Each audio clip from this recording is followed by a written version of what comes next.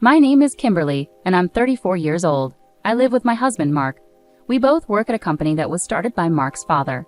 Even though he's retired now, Mark's father grew a small construction company into a business worth $2.5 billion.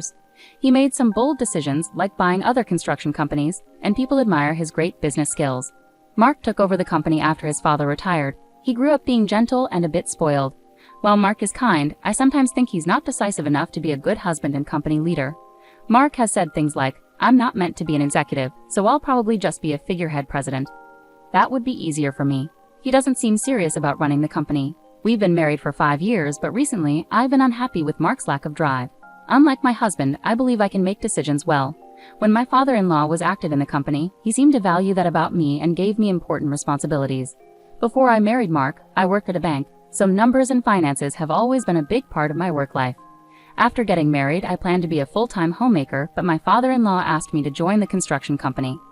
Once I started working there, my father-in-law included me in high-level meetings where we discussed how to manage the company. At first, other executives were surprised to see me there because I'm the founder's daughter-in-law, but they started to respect my opinions as I contributed thoughtful ideas. Mark, who was also an executive, never attended these meetings, and everyone, including my father-in-law, seemed fine with that. When I got home from these meetings, I'd often find Mark relaxing and watching TV. "Why weren't you at today's meeting? You're an important executive. You need to take responsibility," I asked him, frustrated. Mark responded without remorse, saying, "Even if I went, I wouldn't understand what's going on, and the executives prefer you anyway, so it's fine."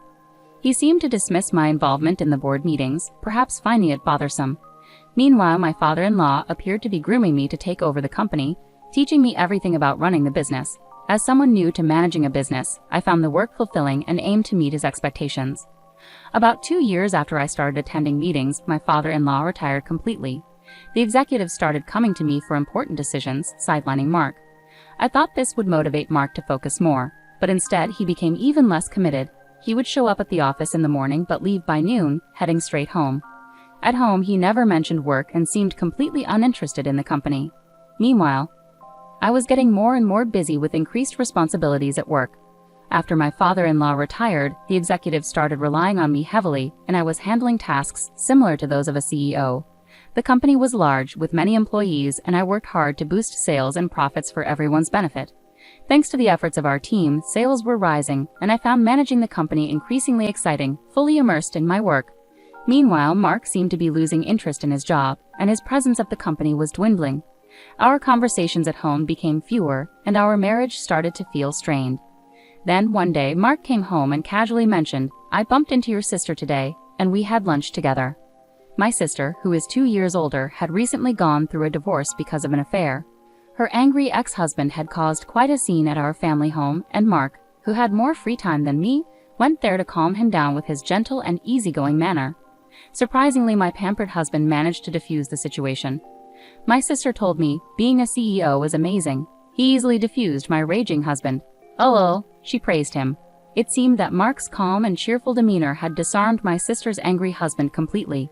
My sister ended her marriage by paying compensation to her ex-husband, and since that incident, her opinion of Mark seemed to change. Before, she had viewed Mark, who was impressive-looking but seemed indecisive, as just a wealthy, spoiled man. Now she seemed to see him as a capable CEO of a company. Being single again, my sister, who always admired wealthy men, must have seen Mark as a good catch. But I, immersed in my work, had never considered such a possibility. Little did my sister know that Mark was merely a figurehead executive not involved in the company's management. Her ex-husband, an elite employee at a foreign company, was proud of his career and looks. At her wedding, she bragged to me, "My husband is a top employee with a handsome salary. Plus, he's good-looking, so you must be envious." Her ex-husband indeed had charm and seemed sharp and stylish whenever he spoke. I couldn't fathom why she would cheat on such an excellent husband. 3 months after Mark told me about having dinner with my sister, I returned home to find him looking unusually serious. "Kimberly, I need to talk to you." It was the first time he had spoken those words, and I felt a sense of dread. As I anxiously waited for him to continue, he dropped a bombshell. "The truth is, your sister is pregnant with my child, and I want a divorce." I was stunned by both the request for a divorce and the news of my sister's pregnancy. Shocked into silence, I couldn't respond, and Mark went on, "She wants to come over on her next day off to talk about everything, so please be prepared." Confused and trying to process everything, I asked him, "So you want to marry my sister?" Mark looked troubled as he answered, I don't really want to marry her, but with a child involved, we might not have a choice. Feeling frustrated with Mark's indecisiveness, I sighed and said, well, if there's a child on the way, we may not have a choice. Let's discuss this when my sister comes over. Seeing that talking to Mark wasn't getting us anywhere, I decided I would meet with my sister directly to figure things out. I had already decided to pursue a divorce, but I knew I needed to discuss the company's affairs with my father-in-law first. Despite being involved in the company as his daughter-in-law, divorcing would make me an outsider. The next day, I went to my in-law's house and told my father-in-law what Mark had told me. My mother-in-law, who was there, initially seemed pleased about the pregnancy news, but fell silent when my father-in-law gave her a stern look. It appeared she cared more about having a grandchild than the company's management. After some thought, my father-in-law smiled and said, Kimberly, you will continue to manage the company as you have been. Mark's situation is irrelevant to me. I'll handle it, so do what you think is best with him. Clearly, the company's management mattered more to my father-in-law than his son or a grandchild. Even though he was retired, my father-in-law still held sway in the company, and with the majority of the company's shares under his control, no executives dared to defy him. Besides, I found fulfillment in my work, so giving up now would have been a waste. With work matters settled, it was time to discuss the future with my sister. On her day off, my sister arrived at my house with a smug smile, saying, Poor Kimberly, you couldn't have a child. I'll compensate you generously. Haha, now leave this house immediately. She spoke triumphantly, looking pleased with herself. Meanwhile, my husband sat there quietly, not contributing to the conversation despite being the root cause of the problem.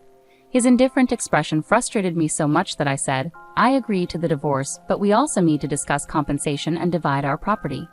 Let's bring in a lawyer to handle this properly. I never imagined you'd end up with someone like Mark. He doesn't compare to your ex. I added a touch of sarcasm as I spoke to my sister, who glared at me fiercely for a moment before regaining her composure. I finally get it. It's not about a man's appearance, it's about who he really is inside, she said, as if she had figured out my husband's true character. Suppressing my amusement, I replied, Well, I guess that's good for you. Enjoy your life with Mark from now on. I suspected her idea of inner self might just mean money. She seemed to have believed my husband was the CEO of my father-in-law's company, though it was clear she hadn't heard much directly from him. After our discussion, my sister announced she was moving in and had movers ready. I had anticipated her impulsiveness and already arranged for a new apartment. With a lawyer by my side, I had prepared documents for property division and compensation claims. The next day after moving out, negotiations began. During the talks, my husband remained passive, seemingly uninvolved, while my sister did all the talking. As I've said, I'm willing to pay any amount for compensation, so just decide, my sister declared. Hearing this, my lawyer decided to pursue compensation not just from my husband, but also from my sister. Despite earlier warnings that getting compensation from her might be difficult due to previous obligations, my lawyer saw an opportunity since she had openly agreed to pay. When it came to dividing property, my sister confidently stated, This mansion originally belonged to Mark's family, so it shouldn't be included in the division, right? The lawyer responded calmly, This property is owned by the company, so that decision lies with the company. My husband, thinking it was his father's property, asked, Really? This house wasn't my dad's? He didn't seem surprised. In contrast, my sister panicked and snapped at the lawyer, Wait, so does that mean I can't live here? The lawyer replied matter-of-factly, Since it's company property, you can stay here if the company approves. My sister visibly relaxed upon hearing this. Okay, why didn't you say that earlier? It's fine because Mark, the CEO, lives here, right? She asked, assuming Mark held a high position. The lawyer was momentarily surprised, then burst into laughter. What are you talking about? Your sister is the CEO. The lawyer continued to laugh, looking at my sister, who seemed shocked by the revelation. She immediately turned to my husband, exclaiming, Wait, Mark, you're not the CEO. Instead of responding, my husband looked troubled. I clarified for her that Mark was just an advisor without any authority to act on behalf of the company. I, on the other hand, was an executive officer and had been promoted to CEO by my father-in-law when he retired. This decision was supported by other executives due to my contributions, and there were no objections. As for Mark, his father had arranged for him to receive an executive salary as an advisor, despite not actively working. Consequently, the salary was less than that of a regular employee, and I was covering all our living expenses. My husband seemed indifferent to our household finances, showing little concern whether the house we lived in belonged to the company or his father. I had been paying rent to my responsible father-in-law, thinking of it as a regular rental property. The lawyer, amused, asked me, Is it okay to continue renting this house to Mark? My sister reacted strongly to the mention of rent. What do you mean rent? He shouldn't have to pay rent. It's company property, right? He should live here for free, The lawyer chuckled again at my sister's remark and presented the rent amount. Both my sister and husband were taken aback upon learning about the rent for the first time. Given the size of the house, the rent was substantial, far beyond what I could afford on my salary alone. Even with my husband's salary, paying the rent would leave us with very little for living expenses.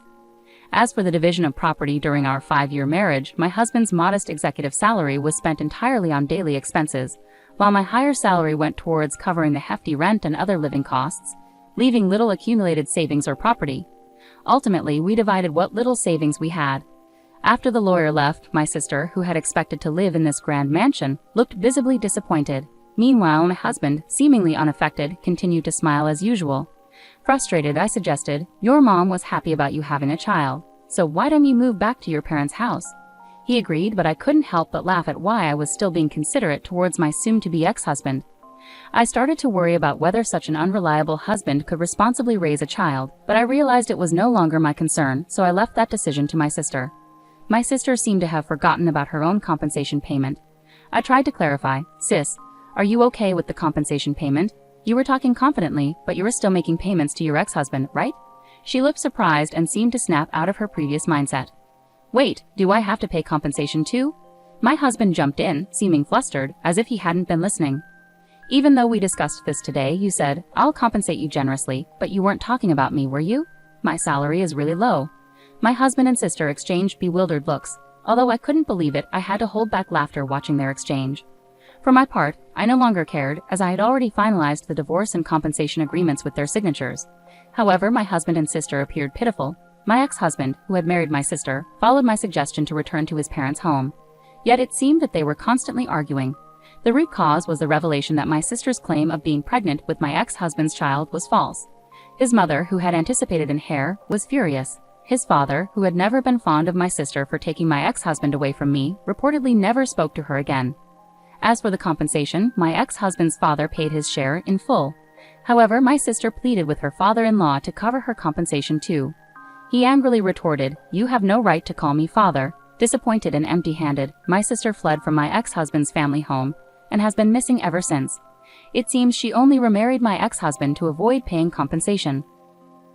My ex-husband briefly considered reconciling with me, but his father sternly admonished him, saying, "You shouldn't even think about starting a family. You can't even take care of yourself." I have no intention of reconciling with him either, having lost all trust when he betrayed me with my sister. His indifferent attitude during our discussions disgusted me further. Subsequently, he was dismissed from his executive position, resigned, and now works as a temp. Meanwhile, I have continued as the CEO of my company and am content without thoughts of remarriage, as I find fulfillment in my work. Even after separating from my ex-husband, I maintain a close relationship with my father-in-law, seeking his counsel during challenging times. For now, I see myself married to my work, dedicated to the welfare of my employees.